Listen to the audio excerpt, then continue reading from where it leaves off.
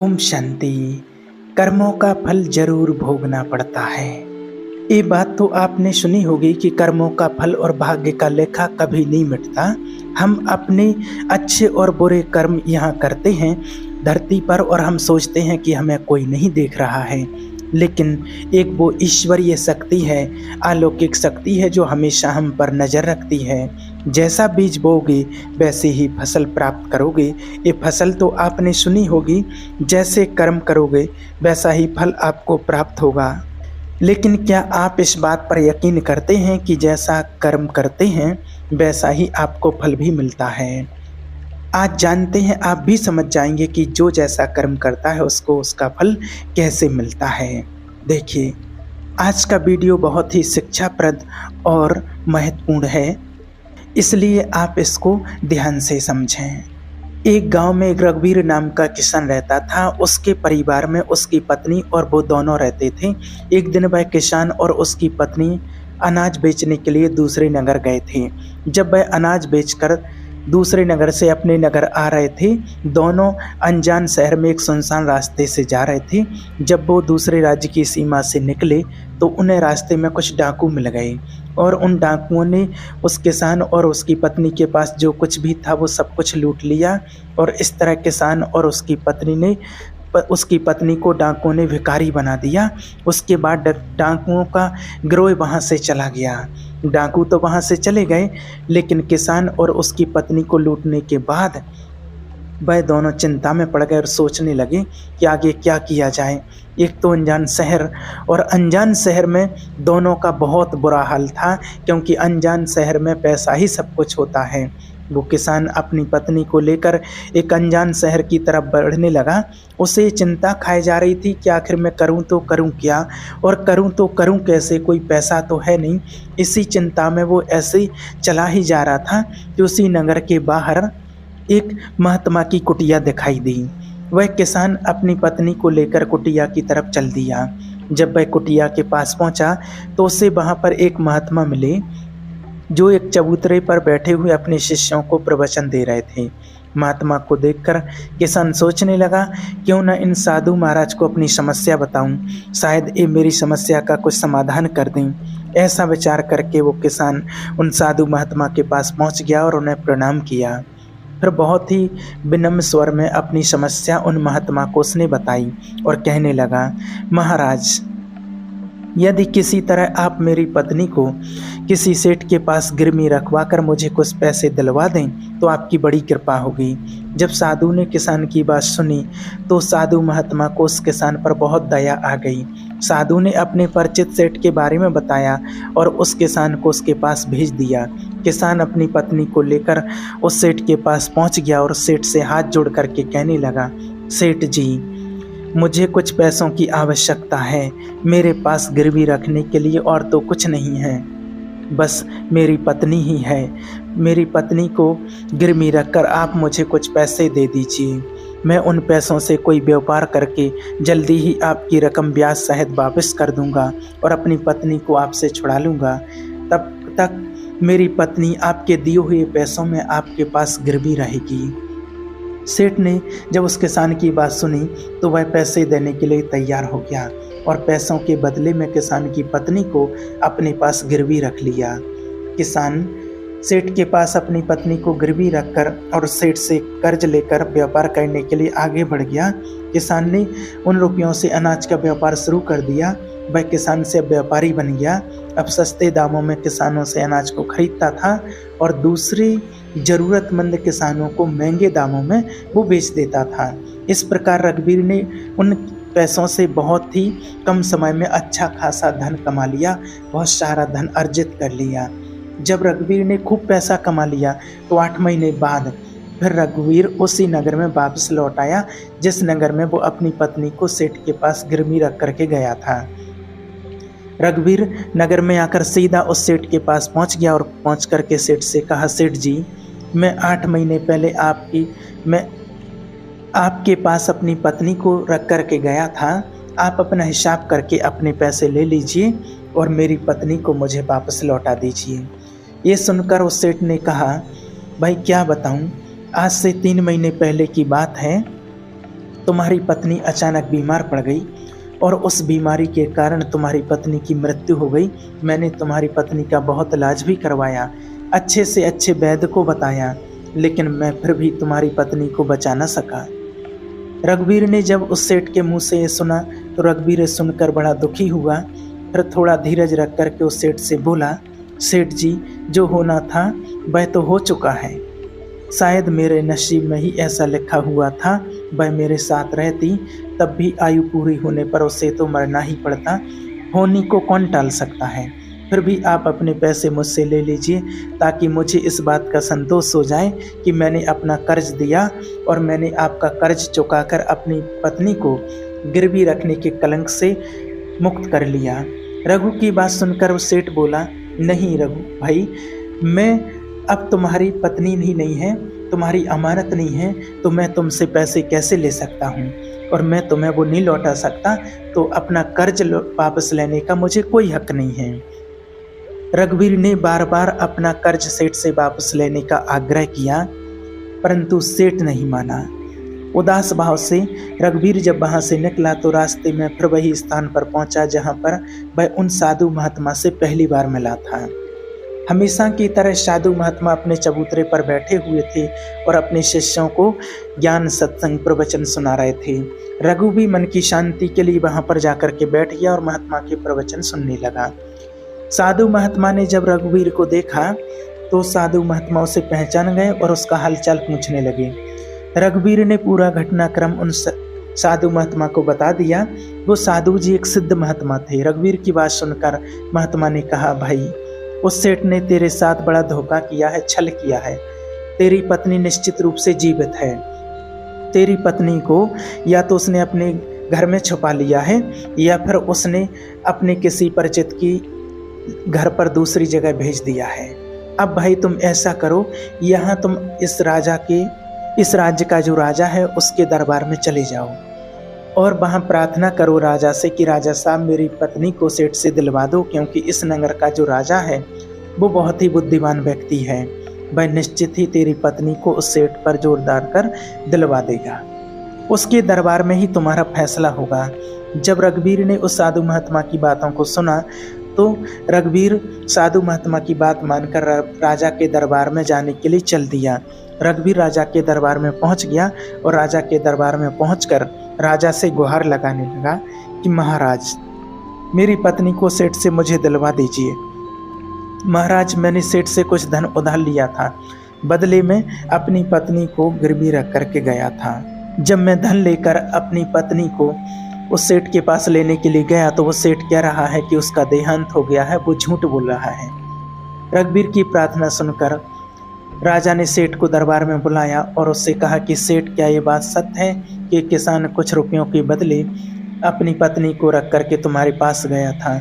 सेठ ने स्वीकार करते हुए कहा कि हाँ राजन, किसान की यह बात बिल्कुल सच है। राजा ने फिर कहा, तुम उसकी पत्नी को क्यों नहीं लौटा रहे हो? राजा की बात सुनकर वो सेठ बोला, कैसे लौटा सकता हूँ महाराज, मैंने इस किसान को बता तो दिया कि आज से 3 महीने पहले इसकी पत्नी की मृत्यु हो चुकी है। महाराज, अब मैं धर्मराज के पास जाकर तो इसकी पत्नी को वापस नहीं ला सकता। राजा ने पूछा, कोई गवाह है तुम्हारे पास जो इस बात की पुष्टि कर दे कि इसकी पत्नी की मृत्यु हो चुकी है? तो सेठ बोला, हाँ जी महाराज, इस बात की पुष्टि वो अच्छी तरह से कर देगा जिसने इस व्यापारी की पत्नी का इलाज किया था। वो 4 व्यक्ति भी इस बात की गवाही दे देंगे जो इसकी पत्नी को शमशान में जला करके आए थे। उस सेठ ने ये बात इतने आत्मविश्वास के साथ कही कि राजा ने भी उसकी बात पर भरोसा कर लिया। तब राजा ने रघुवीर से कहा, भाई, अगर तुम्हारी पत्नी जीवित होती तो हम तुम्हें अवश्य दिलवा देते, अब तो हमारी भी मजबूरी है। इस प्रकार राजा ने रघुवीर को समझा बुझाकर वापस भेज दिया। रघुवीर फिर से साधु महात्मा के पास पहुंच गया और जो कुछ दरबार में राजा और सेठ ने कहा वो सारी बातें राजा की साधु महात्मा को बता दी। ये सब सुनकर उन ज्ञानी महात्मा ने कहा, मैंने राजा को इतना विवेकहीन नहीं समझा था। मुझे तो इस बात का दुख है कि तुम्हारे साथ उसने कोई न्याय नहीं किया। उस राजा ने सेठ की बातों पर यकीन तो कर लिया और तुम्हें समझा बुझाकर मेरे पास वापस भेज दिया। अब तुम मेरी एक बात सुनो, तुम एक बार फिर से राजा के पास जाओ और उससे कहना कि सिर्फ 3 घंटे के लिए वह अपनी राजगद्दी पर मुझे बैठने का अधिकार दे दे। तब मैं राजा को बताऊंगा कि न्याय कैसे किया जाता है और न्याय किसे कहते हैं।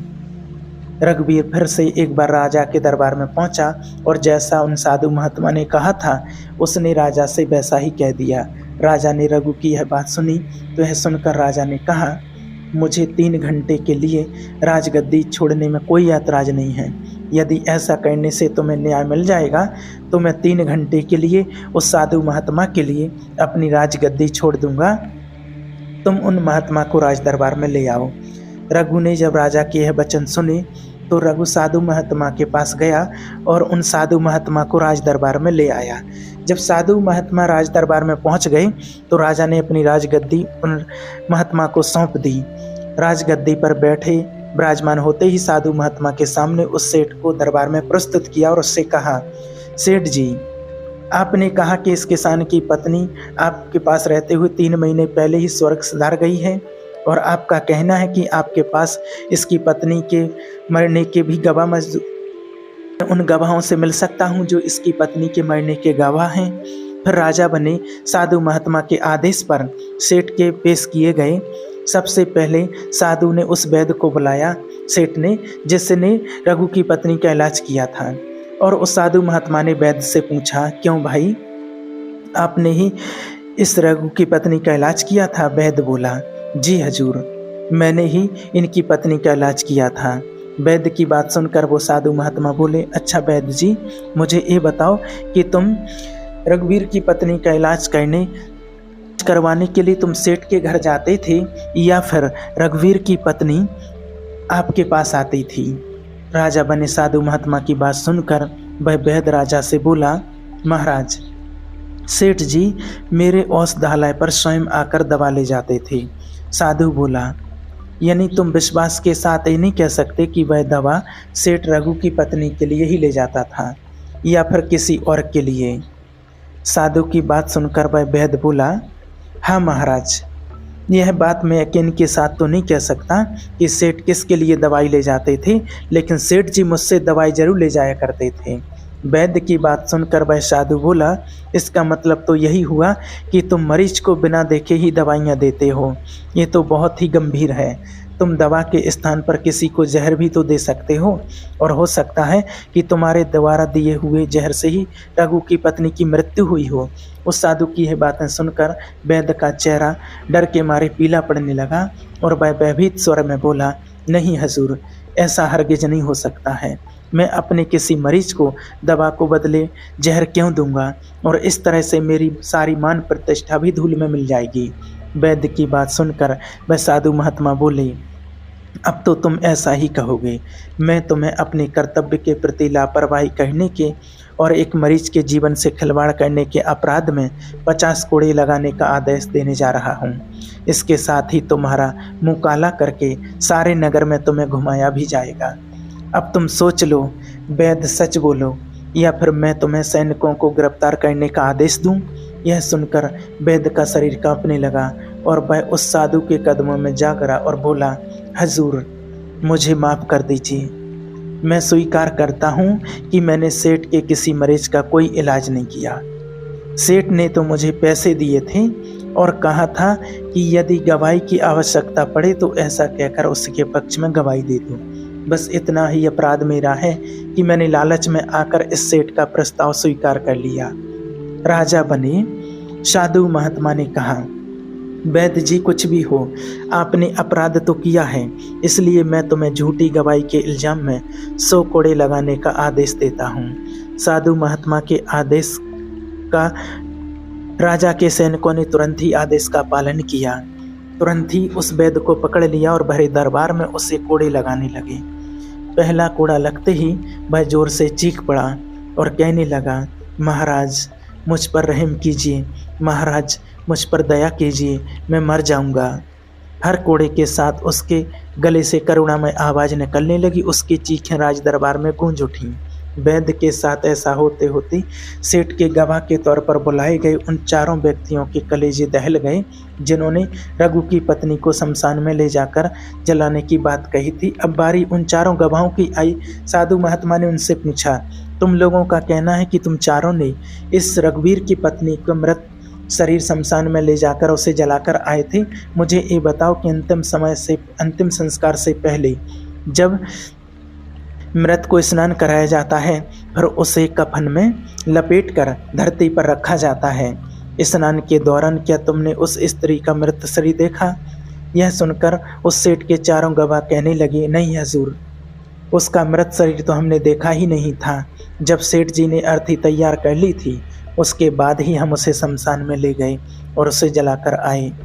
उन चारों गवाहों की बात सुनकर वह साधु महात्मा बोले, और तुमने यह जानना भी उचित नहीं समझा था कि उस अर्थी में कोई मृत मनुष्य लेटा है या कोई जीवित व्यक्ति? कहीं ऐसा तो नहीं किसी जहरीले पदार्थ से बेहोश व्यक्ति उसमें लेटा हो और उसे तुम शमशान में ले जाकर जलाकर आ गए हो? यह तो एक बहुत ही गंभीर अपराध है। इसके लिए तुम लोगों को मृत्युदंड की सजा भी दी जा सकती है। वह चारों गवाह वैद्य की पिटाई देखकर पहले से ही भयभीत थे। जब उन्होंने साधु महात्मा के मुख से मृत्युदंड की बात सुनी तो वह सुन करके उन सभी के हाथ पांव बिल्कुल की मानो ठंडे पड़ गए हों। साधु ने विनय भाव से सेठ की तरफ देखा और जैसे ही सेठ की तरफ देखा तो साधु महात्मा ने तो सेठ का चेहरा वैसे ही काला पड़ गया। साधु ने सेठ से कहा, सेठ जी, तुम्हारे पांचों गवाहों की तो पहले ही हवा निकल गई है। अब तुम बताओ कि किसी की इच्छा के विपरीत किसी की पत्नी को जबरदस्ती घर में रखना और अमानत में ख़यानत के अपराध में तुम कौन सी सजा पाना पसंद करोगे? साधु महात्मा की बात सुन कर के सेठ का चेहरा एकदम सफ़ेद पड़ गया। उसके मुंह से कोई बोल नहीं निकल सका। राजा बने साधु ने कहा, सेठ, इससे पहले कि मैं तुम्हें 10 साल का कठोर कारावास की सजा दे दूं, अभी भी समय है कि तुम इस रघुवीर की किसान की पत्नी को दरबार में हाजिर कर दो। सजा के डर से सेठ ने तुरंत अपने सेवकों को घर भेजा और सेवकों को घर भेजकर रघुवीर की पत्नी को दरबार में प्रस्तुत कर दिया। साधु ने सेठ से लेकर के रघुवीर को अपनी पत्नी सौंप दी और सेठ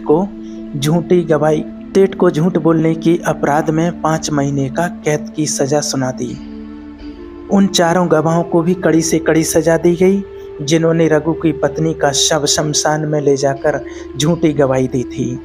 यह देखकर राजा आश्चर्यचकित रह गया और साधु के सामने हाथ जोड़ करके बोला, महात्मन, आप धन्य हैं।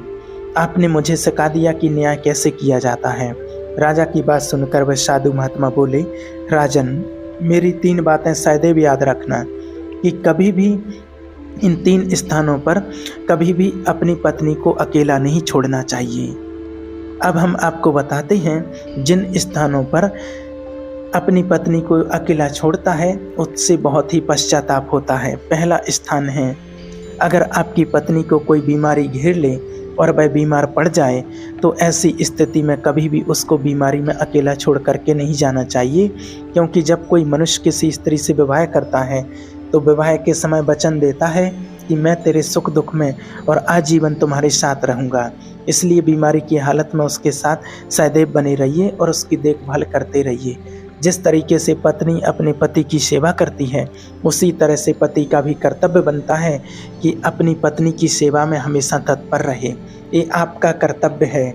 दूसरा स्थान है, अगर आपकी पत्नी निर्दोष है और कोई उस पर झूठा लांछन लगाता है तो ऐसी स्थिति में सदैव तुम्हें उसके साथ खड़े रहना चाहिए, क्योंकि एक लड़की अपने माता पिता का घर इसी आस में छोड़ कर के आती है कि पति मेरी भावनाओं को समझेगा और हर स्थिति में मेरा साथ देगा। इसलिए दुनिया वाले उस पर कोई झूठा दोष लगा रहे हैं तो आपको अपनी अर्धांगिनी के साथ खड़े रहना चाहिए। ऐसे समय में उसे कभी भी अकेला नहीं छोड़ना चाहिए, या कभी कोई ऐसी स्थिति आए तो उस समय तुम्हें अपनी पत्नी को बोलना चाहिए कि तुम बिल्कुल भी चिंता मत करो, मैं तुम्हारे साथ खड़ा हूँ। तीसरा स्थान है, कभी भूलकर भी अपनी पत्नी को पराये पुरुषों के पास नहीं छोड़ना। किसी भी परिस्थिति में अपनी पत्नी को किसी अन्य पुरुष के साथ अकेला नहीं छोड़ना चाहिए, क्योंकि आज के समय में किसी का कुछ नहीं पता, कोई भरोसा नहीं, कौन किसके साथ और कब धोखा कर दे। तो आपको ये बात बहुत अच्छी तरह से भली-भाँति समझ में आ गई होगी कि पति-पत्नी को एक-दूसरे की भावनाओं को समझना चाहिए, तभी उनका परिवार अच्छे से चलता है और वो परिवार कभी नहीं टूटता है, जहाँ पति-पत्नी में एक-दूसरे की भावनाओं को समझने की कोशिश करते हैं और समझते हैं। ओम शांति।